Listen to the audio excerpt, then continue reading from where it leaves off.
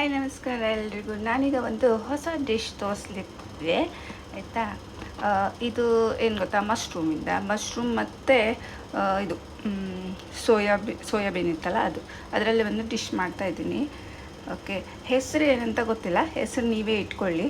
ನಾನೇ ಕ್ರಿಯೇಟ್ ಮಾಡಿರೋ ಡಿಶ್ ಇದು. ಓಕೆ, ಇದಕ್ಕೆ ನಾನು ಒಂದು ಟೊಮೊಟೊ ತಗೊಂಡಿದ್ದೆ, ಮತ್ತು ಒಂದು ಈರುಳ್ಳಿ, ಮತ್ತು 3 ಹಸಿಮೆಣಸು, ಸ್ವಲ್ಪ ಕರ್ಬೇವಿನ ಸೊಪ್ಪು ಬಾಡಿ ಬೆಂಡಾಗಿದೆ. ಇಲ್ಲಿ ಅದರಲ್ಲಿ ಅಡ್ಜಸ್ಟ್ ಮಾಡ್ಕೊಳ್ಳುವ, ಮತ್ತು ಬೇರೆ ಆಪ್ಷನ್ ಇಲ್ಲ ಆಯಿತಾ. ಇದು ಸೋಯಾ ಇತ್ತಲ್ಲ, ಸ್ವಲ್ಪ ಉಪ್ಪು ಹಾಕಿ ಬಿಸಿನೀರಲ್ಲಿ ಹಾಕಿ ಬಿಸಿ ಮಾಡ್ಕೊಳ್ಬೇಕು. ಆವಾಗ ಇದು ನೋಡಿ ಇಷ್ಟು ದೊಡ್ಡದಾಗ್ತದೆ.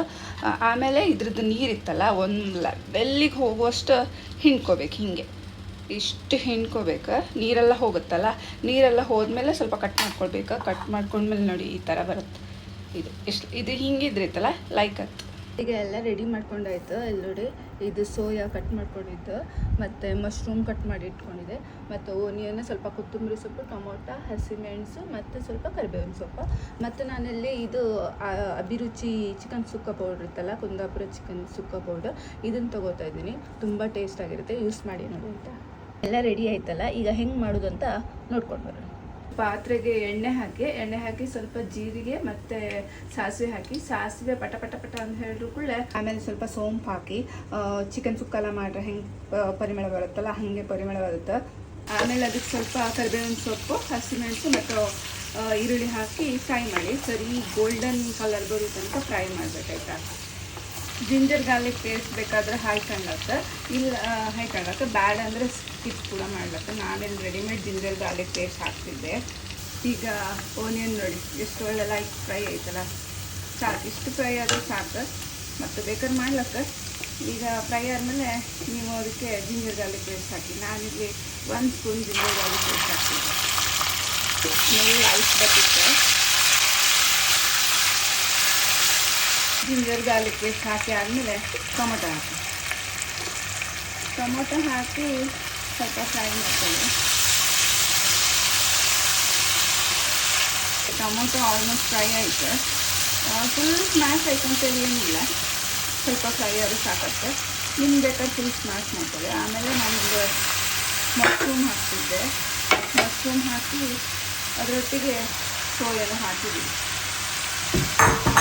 ಮತ್ತು ಸರಿ ಫ್ರೈ ಮಾಡ್ತಾರೆ. ಇದು ಸರಿ ಫ್ರೈ ಆಗಬೇಕು. ಫ್ರೈ ಆದಮೇಲೆ ಸ್ವಲ್ಪ ಉಪ್ಪು ಸೇರಿಸಿ ಮತ್ತು ಒಂದು 10 ನಿಮಿಷ ಬೇಯಿಸ್ಬಿಡಿ ಆಯಿತಾ. ಉಪ್ಪು ಸೇರಿಸಿ ರುಚಿಗೆ ತಕ್ಕಷ್ಟು ಎಷ್ಟು ಬೇಕಂತೇಳಿ ಉಪ್ಪು ನೋಡ್ಕೊಂಡು ಹಾಕಿ, ಮತ್ತು ಸ್ವಲ್ಪ ಬೇಯಿಸ್ಬಿಡಿ. ಅದು ಒಳ್ಳೆ ಟೇಸ್ಟ್ ಬರ್ತದೆ. ಸೋಯಾ ಎಲ್ಲ ಇತ್ತಲ್ಲ, ಉಪ್ಪು ಮತ್ತು ಮಸಾಲೆ ಎಲ್ಲ ಹಾಕಿ. ಇದೀಗ ಒಂದು ಕುದಿ ಬಂದಿದೆ. ಒಂದು ಕುದಿ ಬಂದಮೇಲೆ ನೀವೀಗ ಮಸಾಲ ಸೇರಿಸ್ಬೋದು. ಅದು ಚಿಕನ್ ಸುಕ್ಕ ಪೌಡರ್ ಹೇಳಿದೆಲ್ಲ ತಿರುಚಿ, ಆ ಮಸಾಲ ಪೌಡರ್ ನಿಮ್ಗೆ ಎಷ್ಟು ಬೇಕಷ್ಟು ಹಾಕ್ಕೊಳ್ಬೋದು. ಕ್ವಾಂಟಿಟಿ ಎಷ್ಟಿತ್ತು ಅಂತ ಕಂಡ್ಕೊಂಡು ಹಾಕ್ಕೊಳ್ಬೋದು. ಈಗ ಒಳ್ಳೆ ಕಲರ್ ಬಂತಲ್ಲ, ಈಗ ಎಷ್ಟು ಲಾಯ್ಕತ್ತಂತ ಹೇಳಿರುತ್ತಲ್ಲ, ಸೇಮ್ ಚಿಕನ್ ಸುಕ್ಕ ಹಣ್ಣಂಗೆ ಇರುತ್ತೆ. ಕಂಡಂಗೆ ಅಲ್ಲ, ಟೇಸ್ಟ್ ಅದೇ ಥರ ಇರುತ್ತೆ. ಇದಕ್ಕೆ ನೀರಂತ ಸೇರಿಸೋದು ಬೇಡ, ಹಾಗೆ ಅದ್ರಾಗೆ ನೀರು ಬಿಡುತ್ತೆ. ಮಶ್ರೂಮ್ ಇತ್ತಲ್ಲ, ಮಶ್ರೂಮಲ್ಲಿ ನೀರು ಬಿಡುತ್ತೆ. ಸರಿ ಫ್ರೈ ಮಾಡ್ಕೊಳ್ಳಿ. ಮಸಾಲ ಹಾಕಿ ಸರಿ ಫ್ರೈ ಮಾಡಿ ಮತ್ತೆ ವಾಪಸ್ ಕುದಿಸ್ಬಿಡಿ. ಈಗ ಇದು ಸರಿ ಫ್ರೈ ಆಗಿದೆ. ನಿಮಗೆ ಸ್ವಲ್ಪ ಸುಕ್ಕ ಟೈಪ್ ಬೇಕಿದ್ರೆ ನೀರು ಹಾಕೋದು ಬೇಡ. ಇಲ್ಲ ಸ್ವಲ್ಪ ಗ್ರೇವಿ ಟೈಪ್ ಬೇಕಿತ್ತು ಅಂತ ಹೇಳಿದ್ರೆ ಸ್ವಲ್ಪ ನೀರು ಹಾಕೋದು. ನಾನೆಲ್ಲ ಒಂದು ಸ್ವಲ್ಪ ನೀರು ಹಾಕೊಳ್ತಿದ್ದೆ, ಸ್ವಲ್ಪ ಗ್ರೇವಿ ಥರ ಆಗಲಿ ಅಂತೇಳಿ.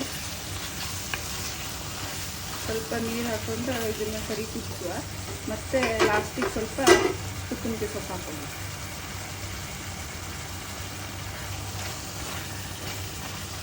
ಇಲ್ಲಿ ಈಗ ಆಗಿದೆ. ಇದು ಫುಲ್ ನೀರು ಸ್ವಲ್ಪ ಹಾಕ್ಕೊಂಡಿದೆ, ಅದು ಸ್ವಲ್ಪ ಡ್ರೈ ಆಗಿದೆ.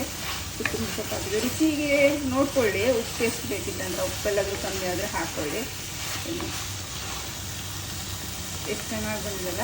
ಇದನ್ನು ಚಪಾತಿ, ರೈಸು ಎಲ್ಲದ್ರ ಜೊತೆ ಒಳ್ಳೆಯಾಗುತ್ತೆ.